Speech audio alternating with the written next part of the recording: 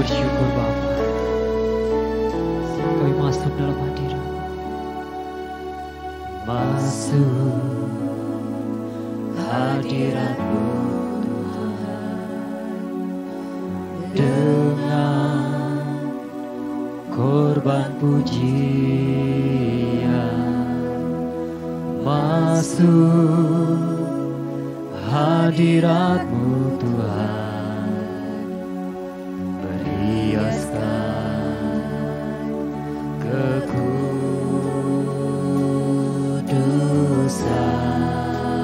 di hadapan hadirat-Mu Tuhan. Ku rasakan kedamaian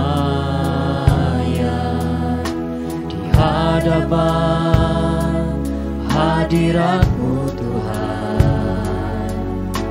Ku nampak keagungan. Mari katakan Yesus, ku sembahkan, sujud di hadapan-Mu. Keinginan dalam hidupku hanya untuk menyembah-Mu.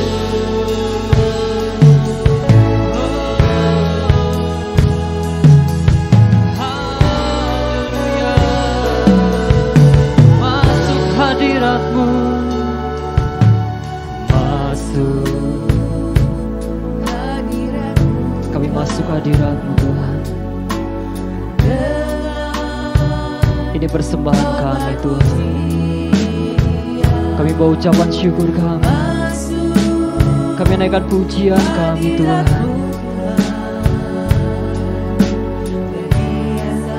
Ya Yesus.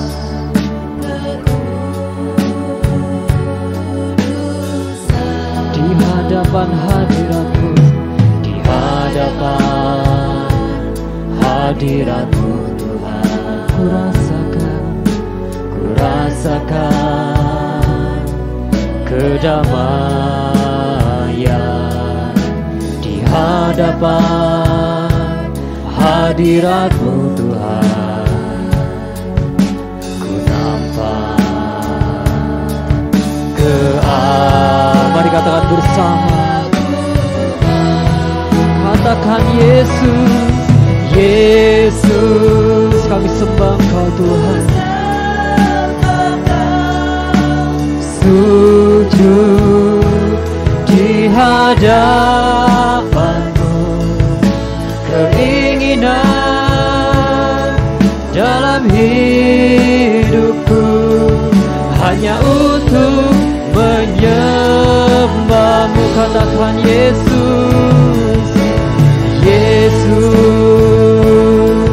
ku sembah Kau, sujud di hadapan-Mu, keinginan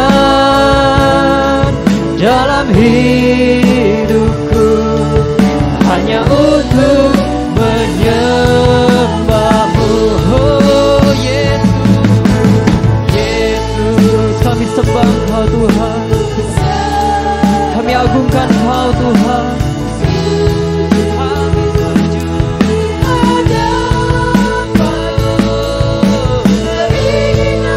Dalam hidupku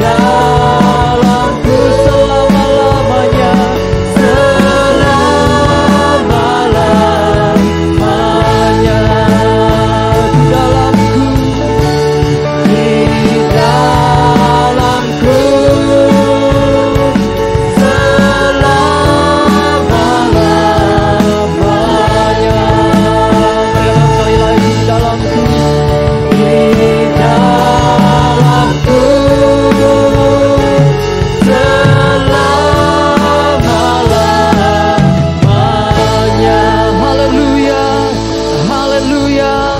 Kami bersyukur Tuhan. Kami punya Allah yang besar. Kami punya Allah yang dahsyat. Kami punya Allah yang luar biasa. Kami menyembah Allah yang luar biasa. Engkau dahsyat Tuhan. Haleluya. Haleluya. Haleluya. Seberapa kita yang percaya bahwa Allah yang kita sembah Allah yang dahsyat. Amin. Ketika kita berjalan bersama Tuhan, ada kekuatan dalam setiap kita. Amin. Mari katakan amin. Haleluya. Mari berseru kepada Tuhan. Engkau dahsyat Tuhan. Terima kasih Tuhan. Takkan ku ragu. Tak pernah ku ragu akan kesetiaan-Mu. Kau pegang setiap hidup kami Tuhan. Pegang hidupku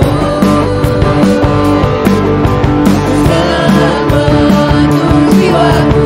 Ku yakin dan percaya Setiap langkah hidup kami. langkahmu Katakan Yesus. raja dalam hidupku. Selalu jaya Selamanya. Katakan. Engkau mampu, hanya Kau Tuhan, sumber kekuatan. Kuasa-Mu tercurah bagiku senantiasa. Dengan-Mu Tuhan, Bukan berjalan. Tuhan berjalan dari kemuliaan sampai kemuliaan selamanya.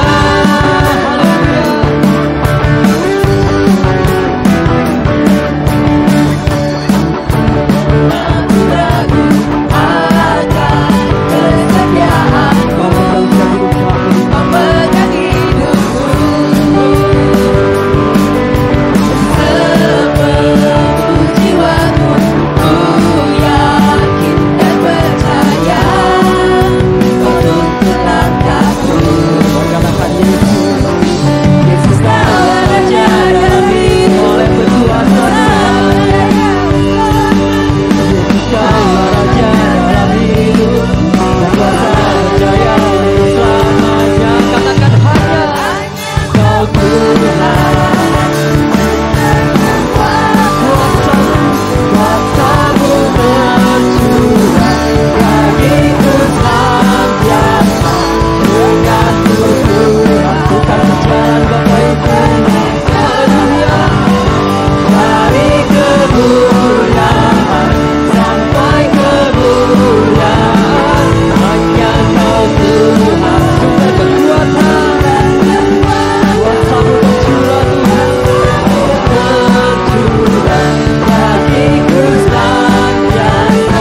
Dengan-Mu Tuhan, bukan berjalan kemuliaan dari kemuliaan sampai kemuliaan selamanya. Haleluya. Haleluya. Terima kasih Tuhan. Terima kasih Bapa. Sungguh kami bersyukur Tuhan. Engkaulah kekuatan dalam setiap hidup kami Tuhan. Ketika kami lemah Tuhan, Engkau memegang tangan setiap kami. Engkau yang memberikan kekuatan dalam setiap kami Tuhan. Terima kasih Bapa. Engkaulah kekuatan dalam hidup kami. Sungguh kami bersyukur kepada Engkau Tuhan. Terima kasih Bapa. Kuasa-Mu nyata di dalam kelemahanku. Terima kasih Tuhan. Seluruh hidupku, dari mana datang pertolonganku? Hanya Yesus pertolonganku.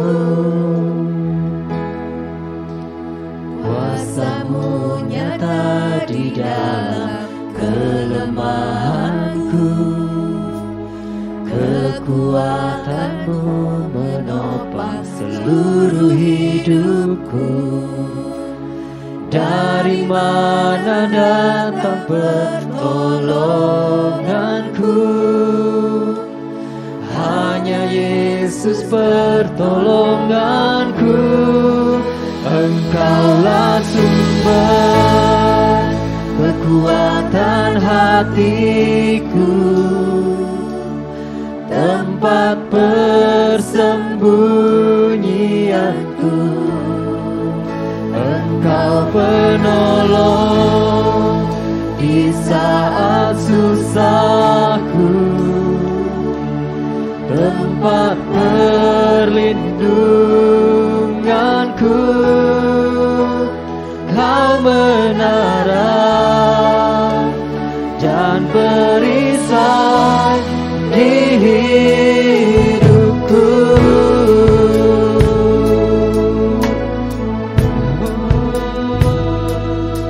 Kaulah kekuatan kami.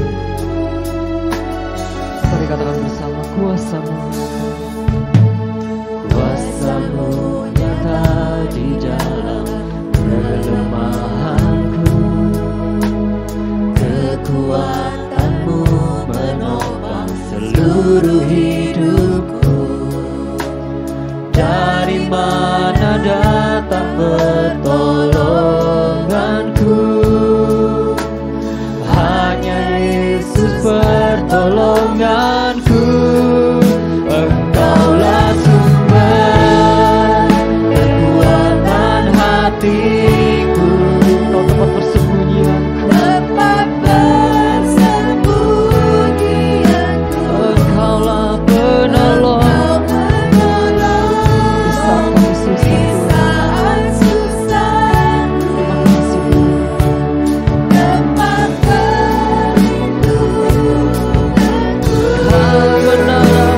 Kau menara dan perisai di hidupku.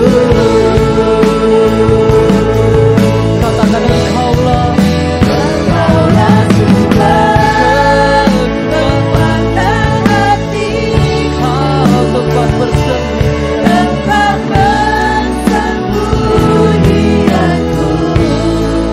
Engkau penolong di saat susahku, tempat perlindunganku. Kau menara dan perisai di hidupku. Katakan Kau menara dan perisai di hidupku. Engkaulah kekuatan kami, Engkaulah kekuatan kami Tuhan. Di saat kami lemah, kami percaya kekuatan-Mu nyata dalam setiap hidup kami Tuhan. Ada kekuatan yang Kau berikan dalam setiap kami. Bahkan ada urapan yang baru yang Kau berikan dalam setiap kami. Kaulah penghiburan kami, Kaulah kekuatan kami. Sungguh kami bersyukur, sungguh kami bersyukur. Haleluya. Kami punya Tuhan yang dahsyat, kami punya Tuhan yang luar biasa. Sungguh kami bersyukur. Haleluya, haleluya, haleluya Yesus. Terima kasih Tuhan. Haleluya. Terima kasih Tuhan. Terima kasih Bapa. Terima kasih Tuhan. Terima kasih Yesus. Kuasa-Mu nyata atas setiap hidup kami Tuhan. Sebab kami punya Tuhan yang luar biasa. Sebab kami punya Tuhan yang dahsyat. Kaulah penolong kami Tuhan.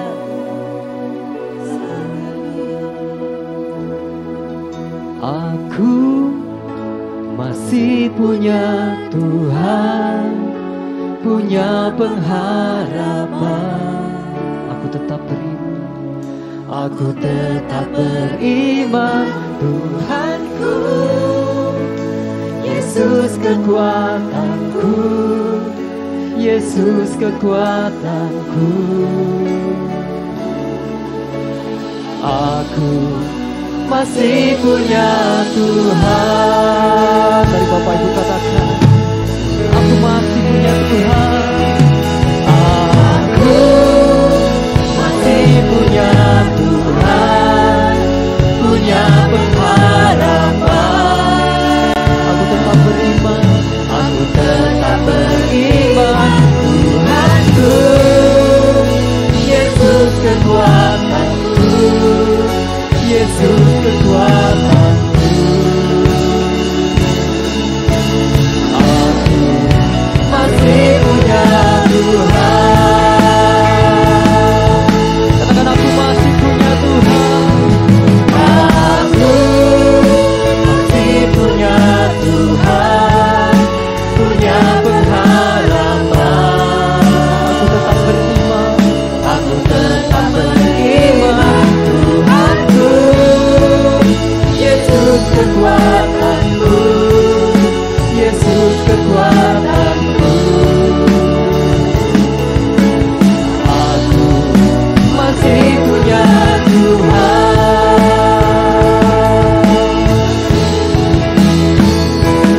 Aku masih punya Tuhan, punya pengharapan. Aku tetap beriman, Tuhanku, Yesus kekuatanku, Yesus kekuatanku. Aku masih punya Tuhan. Aku masih punya Tuhan. Aku masih punya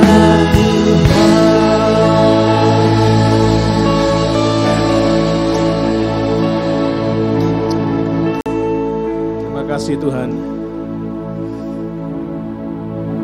Tidak ada alasan bagi kami takut dan khawatir dengan hidup ini, karena kami masih punya Tuhan yang hidup, yang tidak pernah tidur, yang tidak pernah terlelap, yang selalu memperhatikan kehidupan kami. Merendahkan diri di hadapan Tuhan, kami mohon pengurapan Roh Kudus agar terus menuntun kami berjalan seturut dengan kehendak Tuhan. Kami ingin dengar firman Tuhan. Mari Tuhan, hadirlah di tengah hidup kami, berbicara kepada kami. Kami butuh Engkau. Kami ingin melibatkan Tuhan dalam semua aspek hidup kami. Sangat menyadari kami terbatas di sana sini. Selalu riskan bagi hidup kami menjalani hidup tanpa Tuhan. Kami ingin sepenuhnya berserah kepada Tuhan. Hadirlah hidup kami Tuhan. Mari Engkau tuntun kami. Mendengar firman pagi ini adalah bagian di saat kami berserah total kepada Tuhan. Berpasrah penuh kepada Tuhan. Agar Tuhan melalui firman-Mu terus menuntun hidup kami sekalian. Berkat-Mu atas kami. Kami berdoa bersyukur di dalam Kristus. Amin. Amin. Puji Tuhan. Silakan duduk Ibu Bapak semuanya. Salam semua. Saudara sekalian, kita baru saja mengakhiri tahun 2023 dan memasuki tahun 2024, baru 14 hari ini. Jadi masih 4% kita akan mengarungi kehidupan kita selama 365 atau 351 ke depan. Apakah ada yang tahu apa yang terjadi dalam hidup ini? Apa yang ada yang bisa memprediksi apa yang kita akan alami dalam hidup kita? Apakah kita mampu menyelesaikan sisa tahun ini? Apakah kita sampai ke tujuan pelabuhan kita itu?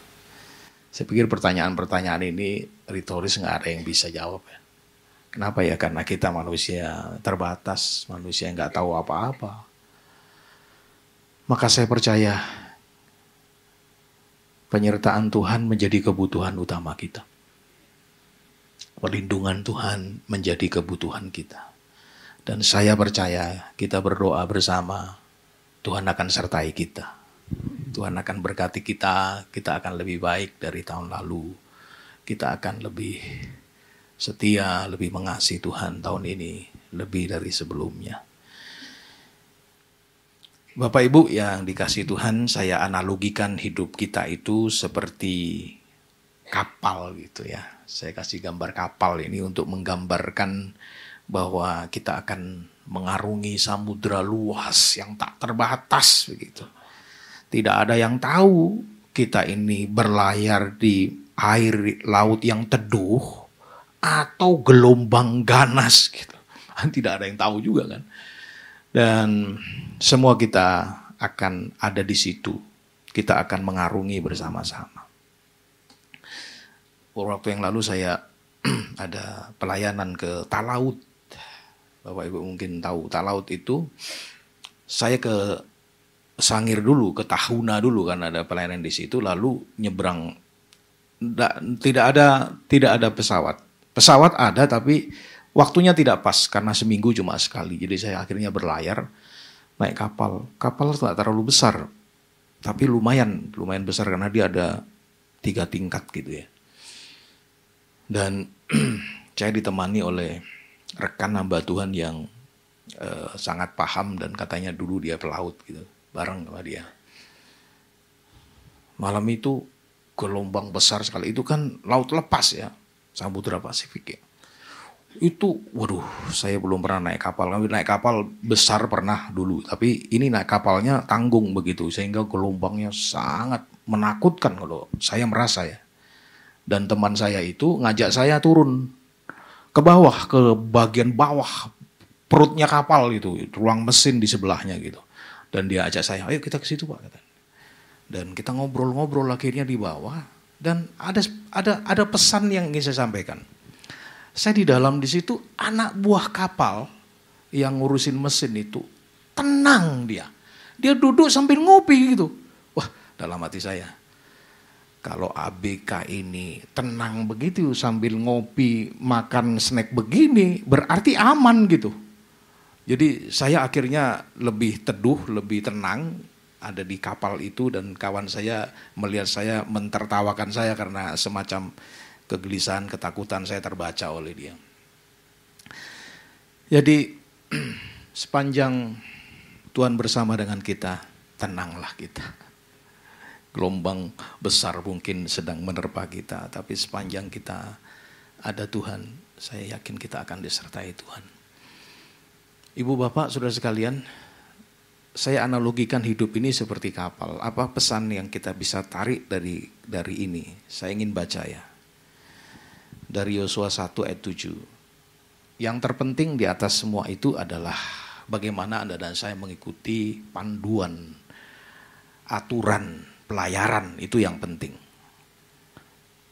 Jadi bagaimana kita bisa sampai ke tujuan? Yang satu ya taat peraturan yang berlaku, taat asas, taat aturan. Hanya kuatkan dan teguhkan hatimu dengan sungguh-sungguh. Bertindaklah hati-hati sesuai dengan seluruh hukum yang telah diperintahkan kepadamu oleh hambaku Musa.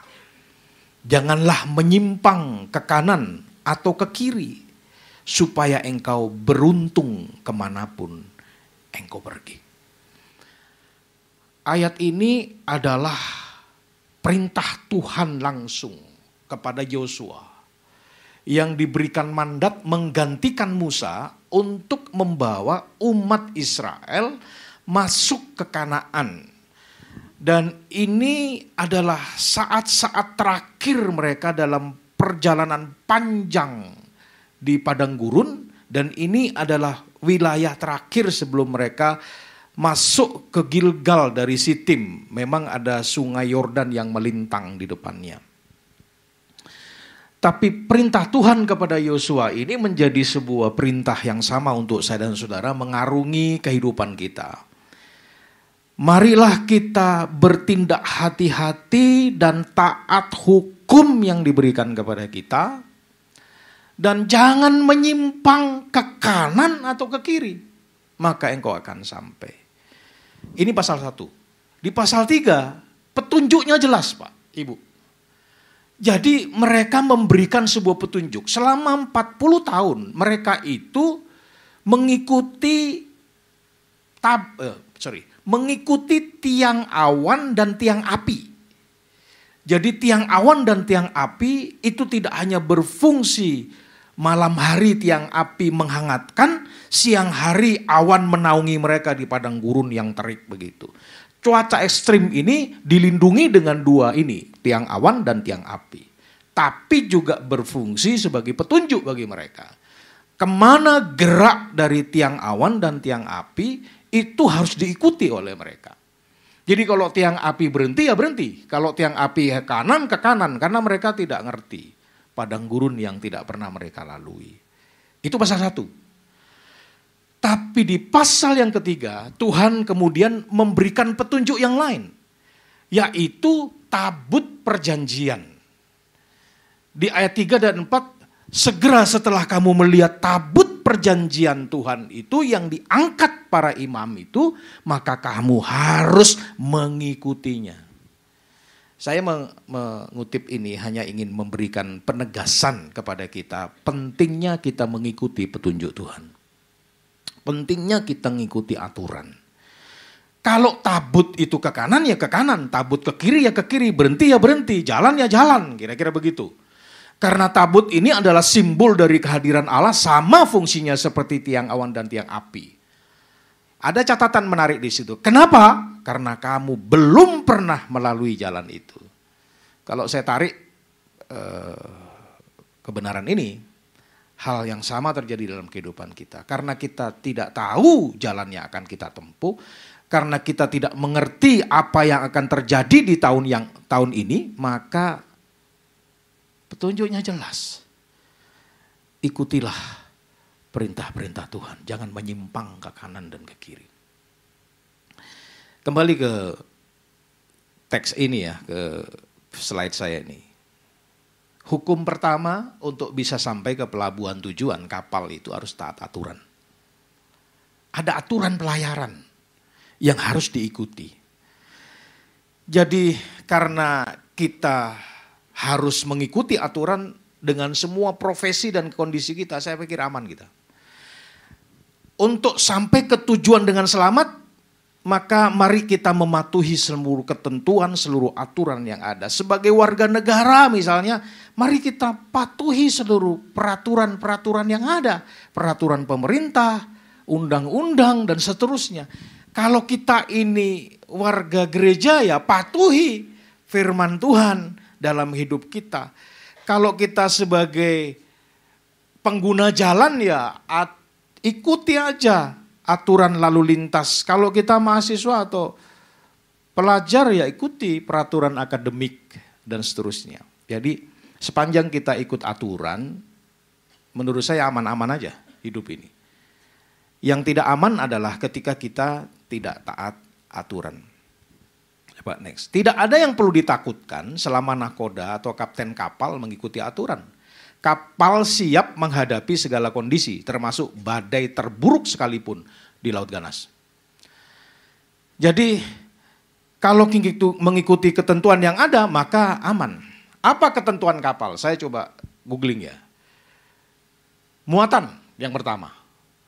Kalau apalagi kargo ya, kapal pengangkut penumpang juga harus memperhatikan itu. Jadi muatan itu ada ketentuannya, bukan yang pertama tentu bebannya yang harus sesuai dengan kemampuan angkut kapal. Kalau overload ya pasti bermasalah gitu. Tapi meskipun demikian juga ada ketentuan menarik bagi saya. Kapal itu kalau memuat barang terberat itu taruh di paling bawah dan yang lebih ringan ke atas, di atas gitu. Nah ketentuan ini jangan dibolak-balik Bapak Ibu. Semua kita punya muatan hidup, punya beban hidup. Tapi mari kita manage dengan hidup, dengan muatan itu gitu. Mari kita atur dengan baik muatan itu, supaya kita ini tidak jumplang terbalik karena beban itu. Beberapa tahun yang lalu, ibu bapak mendengar ada kecelakaan kapal, KM Digul namanya. KM Digul itu adalah KM sebenarnya diambil dari Boven Digul. Jadi ini berlayar dari Merauke ke Boven Digul, Kabupaten Merauke, sekarang jadi Kabupaten Provinsi, Papua Selatan ke Boven Digul. Saya baru dari sana tuh beberapa minggu lalu. Nah, kapal ini seharusnya tidak karam, tidak tenggelam. Kapasitas kapal ini angkut hanya 150 seat orang. Tapi diisi lebih dari 200. Di manifest 200. Orang Papua itu seringkali nggak tertib, Pak. Bawa nggak daftar, main nyelonong, habis itu gendong babi. Wah, bisa begitu. Tapi yang mencengangkan dalam daftar manifest bukan hanya penumpang yang melebihi, tapi angkutannya. Dia mengangkut 2 bulldozer. Bulldozer, dia angkut 2. Habis itu ada 600 batang besi.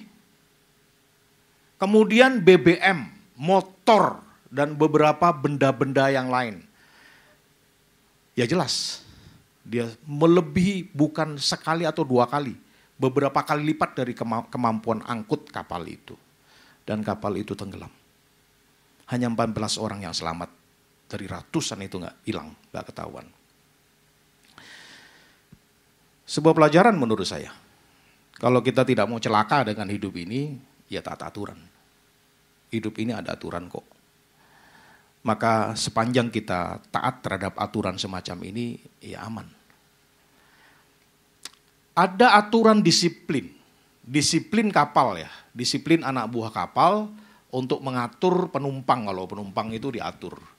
Kalau ibu bapak naik pesawat, kita kan selalu dipandu ya sebelum pesawat naik, baik secara digital ditayangkan melalui video. Kalau beberapa pesawat tertentu ada televisi di depan kursi kita, tapi ada beberapa yang tidak. Biasanya akan diberikan panduan, ya bagaimana, terutama yang di semua secara umum ya penumpang, tapi di emergency seat itu selalu dikasih tahu bagaimana membuka, pada saat kapan harus dibuka dan seterusnya.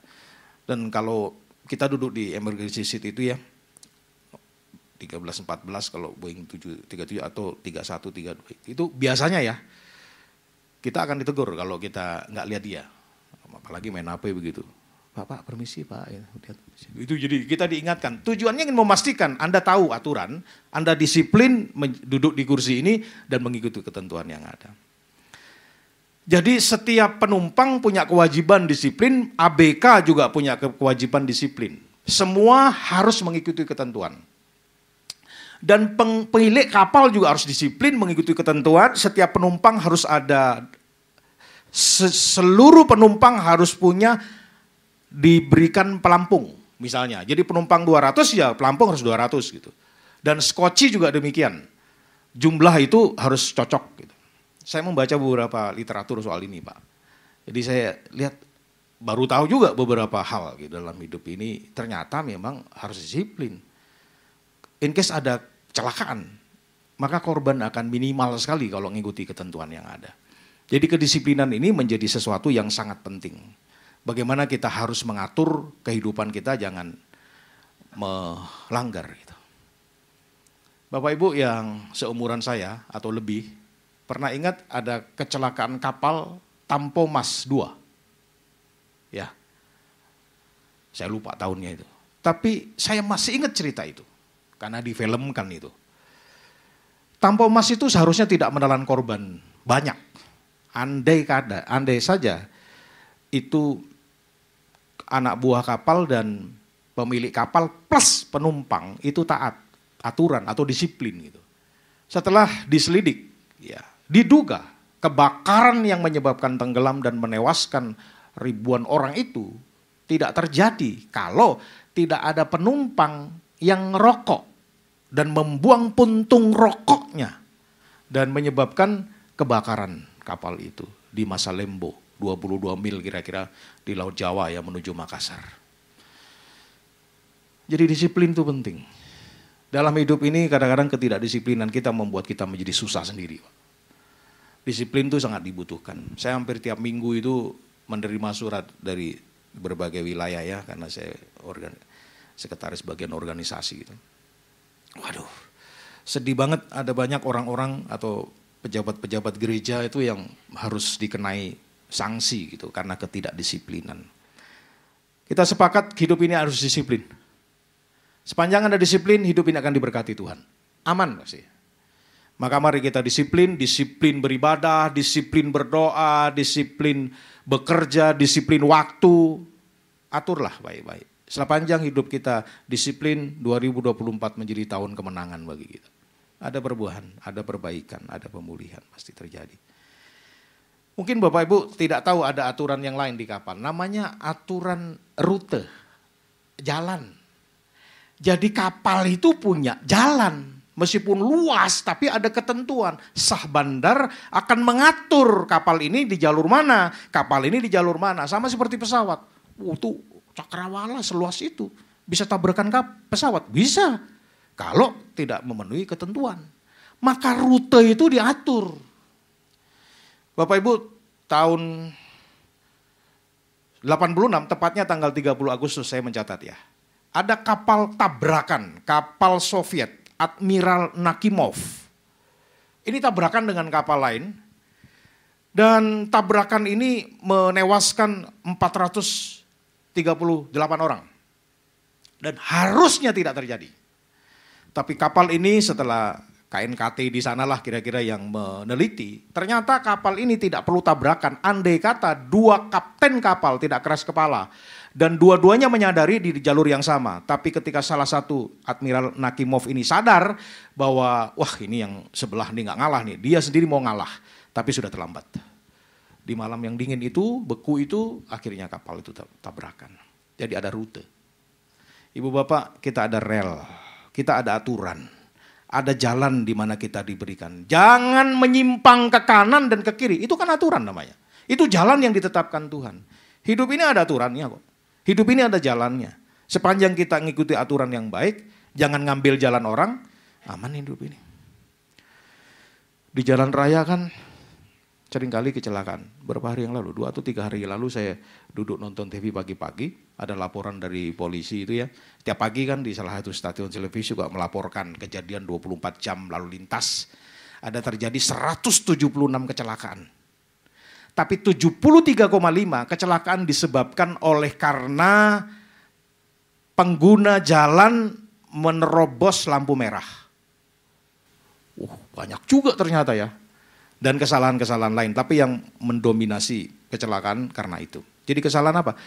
Kesalahan pengguna jalan. Jadi human error.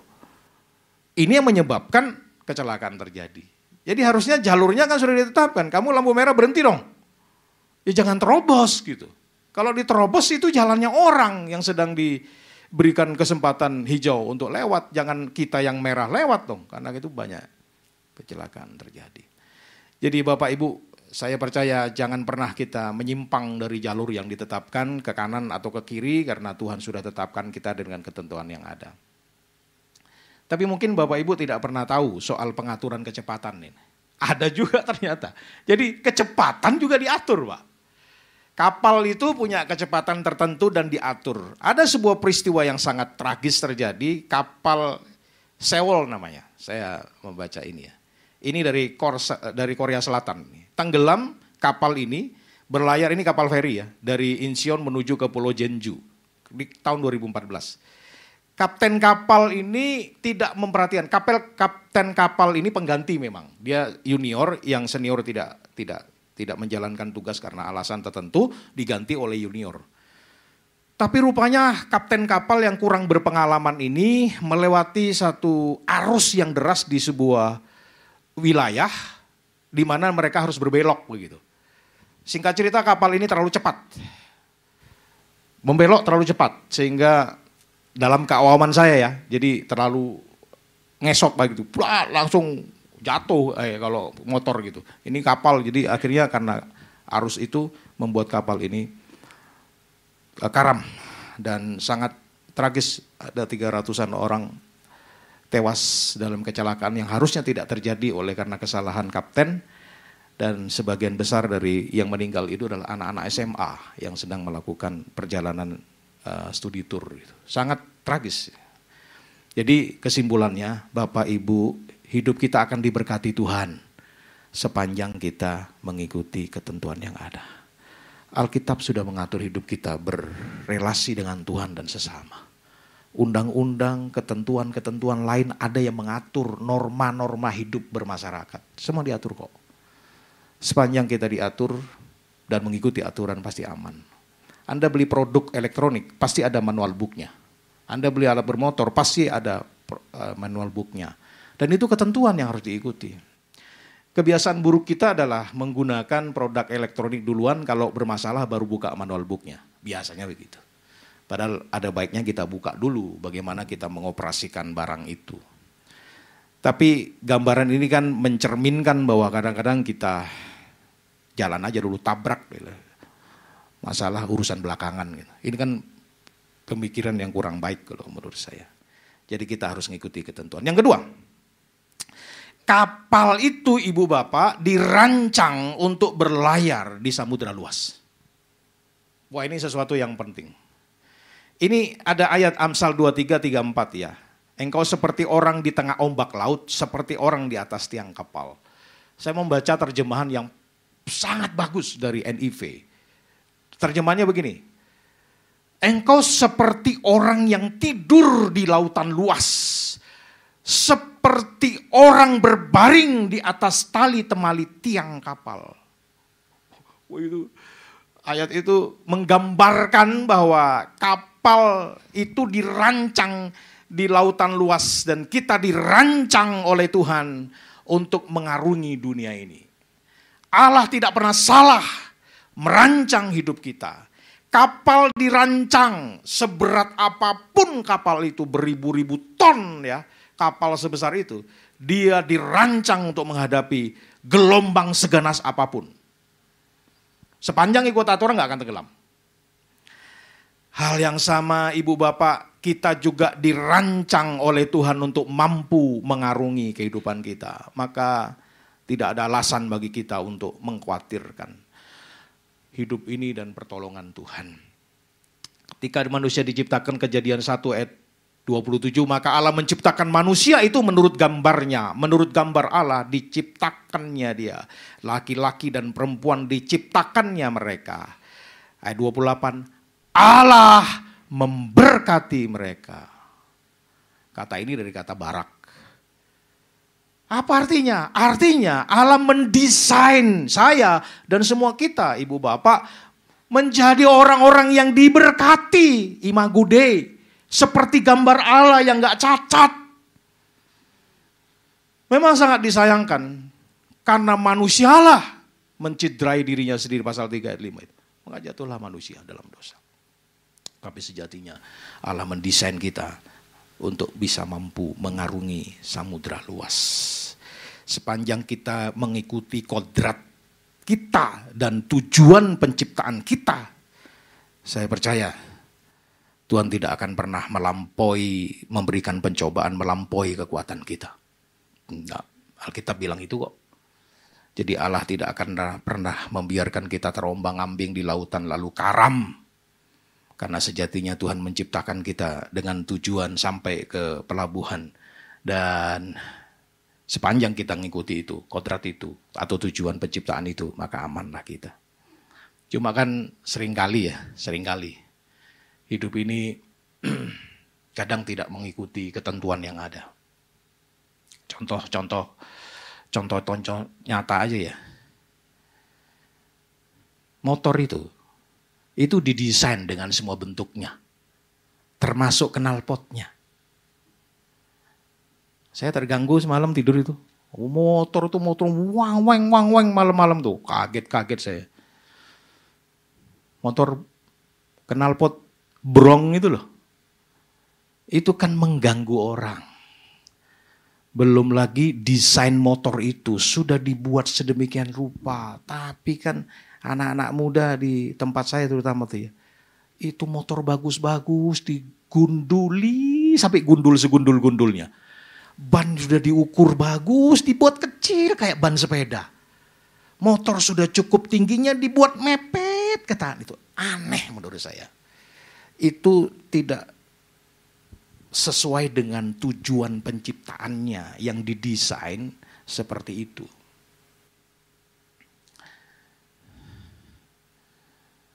Yang punya motor begitu, ya kembali ke kodratnya aja lah.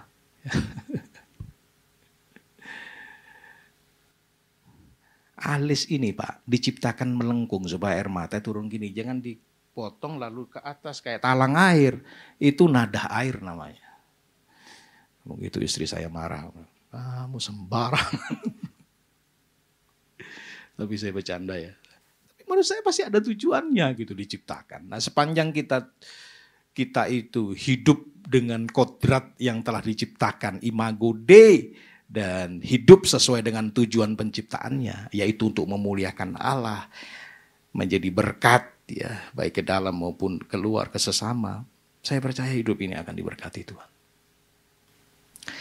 Jadi kita harus percaya bahwa Tuhan merancang kita.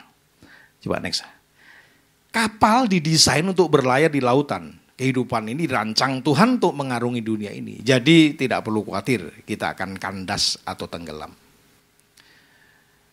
Sepanjang kita ngikuti aturan, tidak ada human error di situ, maka saya percaya kita akan sampai ke tujuan. Ibu bapak mungkin masih mengingat peristiwa dunia, tepatnya 15 April 1912, pada pukul 2 dini hari, kapal Inggris Titanic gitu, menabrak bongkahan es, gunung es. William Peary penciptanya, dengan pongah dia bilang kapal ini kapal terbesar, termegah pada saat itu, termodern pada saat itu. Dengan bangganya dia berkata kapal ini akan aman dan tidak akan terjadi apa-apa. Tuhan pun katanya nggak mungkin bisa mentenggelamkan. Dengan pongah William Peary mengatakan demikian. Tapi perjalanan perdana kapal ini dari Inggris menuju ke Amerika, kemudian di tengah jalan menuju ke Kanada, dia menabrak bongkahan es dan merobek lambung kapal itu, sehingga tewaslah pada saat itu kurang lebih 1.500 orang tewas dan 700 yang selamat. Itu anak-anak dan perempuan rata-rata. Ada pelajaran penting dalam peristiwa itu. Kepongahan William Peary ini ternyata tidak diikuti. Setelah peristiwa ini, dunia merubah peraturan pelayaran. Ternyata skoci dari kapal ini tidak sebanding dengan penumpang. Ini kan perbaikan akhirnya. Setelah itu kan ada ketentuan pelampung harus sama jumlahnya dengan penumpang, skoci juga harus sama jumlahnya, kemampuan menampung dan seterusnya. Jadi kembali lagi dari kapten kapalnya sampai penciptanya, ada prosedur yang dilanggar. Jadi ibu bapak yang dikasihi Tuhan, Tuhan merancang kita, mendesain kita mampu mengarungi. Jangan buat kesalahan di situ. Kalau Tuhan merancang kehidupan kita mampu mengarungi dunia ini, mari kita mempercayakan hidup kita sepenuhnya kepada Tuhan. Karena Tuhan sudah merancang kita mampu melewati badai gelombang apapun di tahun 2024. Jangan biarkan iman kita goyah dalam kehidupan kita. Ini yang penting ya. Kapal itu tidak tenggelam karena air di sekitarnya. Kapal tenggelam karena air masuk ke dalamnya. Apa maksudnya? Jangan biarkan apa yang terjadi di sekitar kita masuk dalam diri kita dan membuat kita tenggelam. Sekali lagi, kapal dirancang untuk mengarungi samudra luas dengan semua kondisinya. Ganasnya gelombang, kuatnya deras air tidak akan pernah mentenggelamkan kapal. Kapal hanya bisa tenggelam kalau air itu masuk ke kapal itu. Seperti Titanic itu masuk ke kapal itu, merobek lambung kapal itu karena bongkahan es itu, dan tenggelamlah kapal itu. Maknanya jangan biarkan iman kita goyah, lalu membiarkan air persoalan hidup, air pergumulan hidup di luar sana masuk dan menguasai kita. pada akhirnya kita mulai mempertanyakan kehadiran Tuhan dalam hidup kita. Tuhan akan menyertai kita. Tuhan akan bersama dengan kita. Tuhan akan memberi pertolongan, kekuatan kepada kita karena kita didesain untuk mampu. Didesain untuk kuat mengarungi. Didesain untuk bisa mengarungi kehidupan ini. Jadi kalau kita sudah paham itu, mari kita pelihara kondisi itu sebaik mungkin dan jangan biarkan air dari luar masuk dalam hidup kita. Potensi air masuk dari luar dalam hidup kita ini sangat besar sekali. Karena kadang-kadang kita menjadi orang-orang yang tidak memelihara kehidupan rohani kita, iman kita kepada Tuhan dengan baik-baik, dan mulai membuka pelanggaran-pelanggaran dari kecil membesar, ya, dosa kecil lalu membesar. Jangan biarkan itu. Jangan beri celah di situ. Karena sekecil apapun, ketika lambung kapal robek, sekecil apapun kalau tidak segera ditambal, kalau tidak segera diperbaiki, maka itu akan terus membesar dan pada akhirnya akan mentenggelamkan kapal. Jangan biarkan kapal ada yang robek, jangan biarkan ada yang bolong. Karena sekecil apapun kapal itu robek atau bolong, maka air akan masuk. Maksudnya adalah jangan biarkan iman kita mulai bolong, robek oleh karena persoalan hidup. Tetap teguh di dalam Tuhan, saya percaya Tuhan akan tolong kita. Yang terakhir Ibu Bapak. Nahkoda bertanggung jawab atas keselamatan kapal. Kapal itu tanggung jawab nahkoda. Jadi kalau saya baca dulu ya, Mazmur 103, 17, 18 ini. Tetapi kasih setia Tuhan dari selama-lamanya sampai selama-lamanya atas orang-orang yang takut akan Dia. Dan keadilannya bagi anak cucu, bagi orang-orang yang berpegang pada perjanjiannya dan yang ingat untuk melakukan titahnya. Ibu Bapak, nahkoda itu bertanggung jawab atas keselamatan kapal.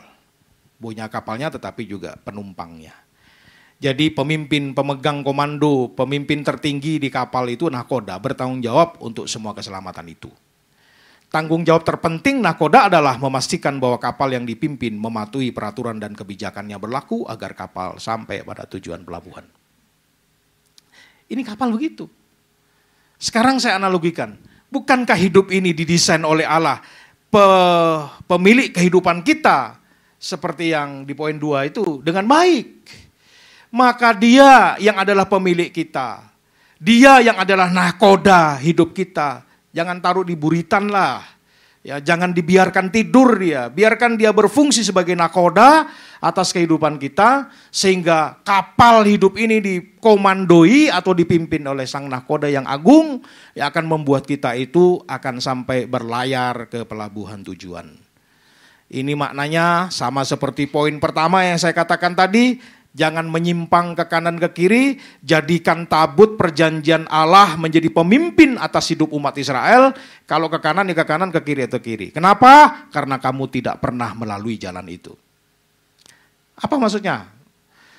Sepanjang posisi ini tetap pada tempatnya, di mana tabut perjanjian yang adalah simbol kehadiran Allah yang memimpin umat Israel di depan, umat Israel yang ada di belakang mengikuti tabut yang di depan sampai ke Kanaan pasti.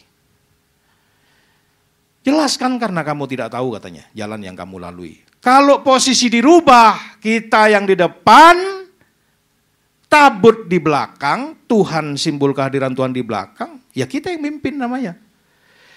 Kalau Tuhan ada di buritan, dibuat tidur dalam cerita di perjanjian baru itu, lalu anak buah kapal, yaitu murid-murid yang mengendalikan itu, ya panik pasti dalam hidup ini. Saya percaya ibu bapak yang dikasihi Tuhan, sepanjang membiarkan Tuhan berada di posisi di depan memimpin kita, kita yang ada di belakang mengikutinya, tuntunan Tuhan akan menyampaikan kita ke pelabuhan tujuan kita. Kita tidak menjadi orang-orang yang sok bisa, sok pinter, sok jago dalam menjalani kehidupan ini. Yang bijaksana adalah umat Tuhan yang membiarkan Tuhan menjadi pemimpin dalam hidupnya. Mengomandoi hidup kita. Tuhan ada di depan kita, menuntun langkah kita. Jangan biarkan dia di belakang. Jangan biarkan dia jadi ban serep dalam hidup ini.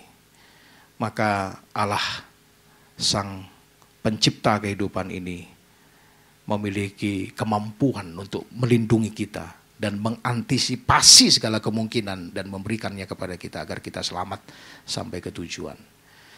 Tuhan adalah juru selamat bagi kita dan tidak akan pernah membiarkan kita celaka ya, sepanjang kita patuh. Tuhan punya segala cara untuk mengantisipasi segala kemungkinan yang terjadi yang bisa menggoyahkan kita. Saya coba next ya. Saya tutup beberapa kesaksian beberapa waktu yang lalu saya biasa kan naik tol Jakarta ke Kerawang, Cikampek itu hampir tiap hari. Suatu waktu saya dalam kecepatan yang cukup tinggi, tiba-tiba kempes ban. Saya langsung minggir ya, tapi saya nggak tahu kecepatan saya berapa, tapi rasanya di atas 100 rasanya. Karena ban langsung begini, langsung saya mimpir. Dan nggak jauh dari situ ada rest area, saya masuk ke dalam. Singkat cerita saya bawa ke tukang ban di belakang, di rest area itu. Dan saya melihat ada keluarga yang ibu, bapak, dan 2 anaknya, kecil-kecil gitu.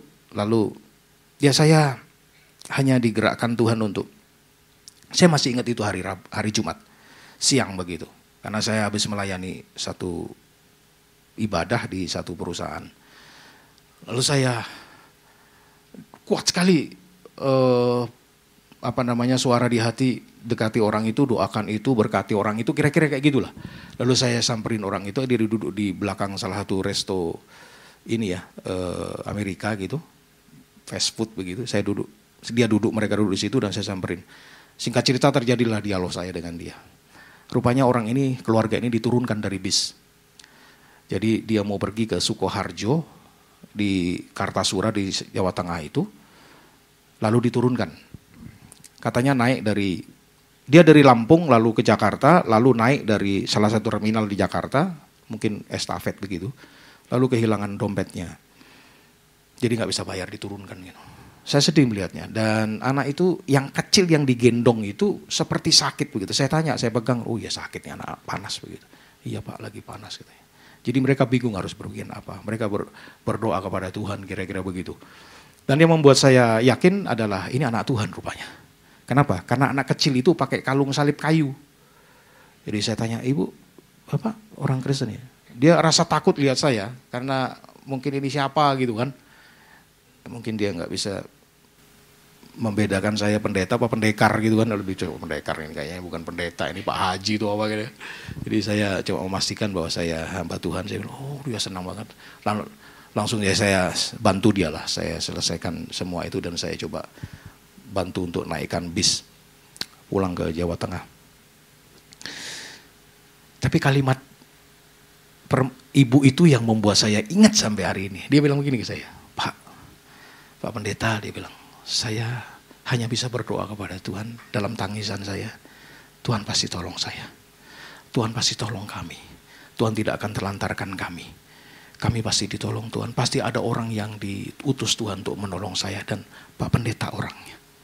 Wah, saya lalu ambil mobil itu, lalu Pak tukang ban itu ngomong, Pak, ini nggak ada yang bocor Pak, maksudnya nggak ada yang bocor, nggak ada paku Pak. Loh terus, ya cuma kempes begitu aja katanya. Saya pompa, udah nih katanya. Jadi saya nggak bayar dia kan, dia bilang, mau bayar nggak usah Pak katanya. Terus saya pulang, saya merenung di mobil itu, Tuhan. Untuk menolong satu keluarga itu, engkau kempeskan banku ini. Untung aku nggak celaka nih. Tapi Tuhan bisa pakai segala cara untuk menolong seseorang. Tuhan mendesain kita menjadi jawaban doa atau menerima jawaban doa. Tergantung kita meresponnya gitu. Tapi yang jelas Tuhan mendesain kita sampai ke tujuan gitu. Orang itu, keluarga muda itu adalah orang yang menerima pertolongan Tuhan. Saya dipakai oleh Tuhan. Saya bukan orang berkelimpahan Pak. Tapi hari itu saya pelayanan diizinkan Tuhan pelayanan di sebuah tempat. Dan persembahan kasih itu cukup untuk mengantarkan orang itu pulang ke kampungnya.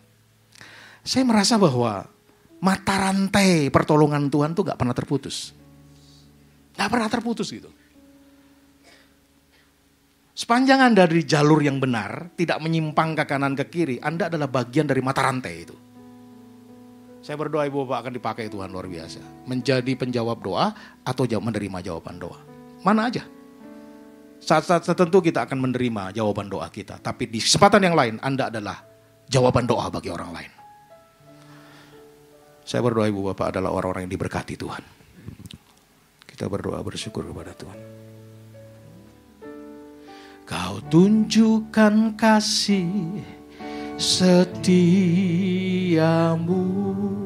Kau menyediakan yang ku perlu. Kau setia,